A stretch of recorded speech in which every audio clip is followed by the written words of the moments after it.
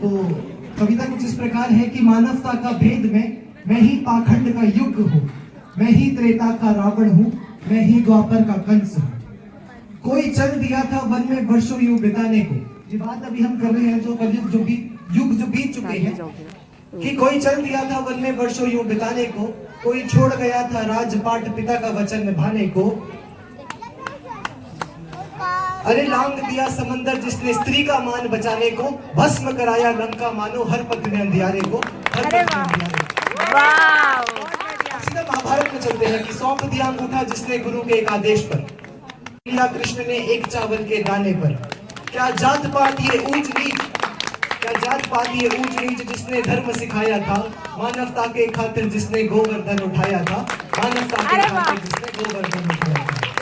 रथ में बैठे अर्जुन को संसार का यूं पाठ दिया, रथ में बैठे अर्जुन को संसार का यूं पाठ दिया, एक चीर हरण के खातिर महाभारत युद्ध ही रच दिया, महाभारत युद्ध ही रच दिया। बात करूं मैं आज की, वापस कलयुग में आते हैं कि बात करूं मैं आज की, क्यों गुम जाता हूं मैं जी रहा हूं कलयुग में या कलयुग ही हूं मैं हूं वही जिसने बांटा रंगों को, मैं हूं वही जिसने तोला धर्मों को, मैं वही हूं जो राम नाम को जपता हूं, मैं वही हूं जो भेदभाव भी करता हूं, मैं वही हूं जो भेदभाव भी करता हूं।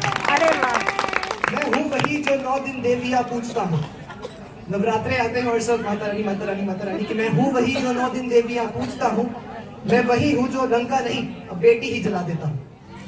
मैं हूं वही जो सब देख के भी चुप रहता हूं, मैं हूं वही जो देवियों के 35 टुकड़े कर फ्रिज में रख देता हूं। खुली आंखों में पट्टी बांधे सब कुछ सहन कर जाता हूं, मैं ही त्रेता का रावण हूं, मैं ही द्वापर का कंस हूं, मैं ही कलयुग हूं। बहुत बहुत धन्यवाद।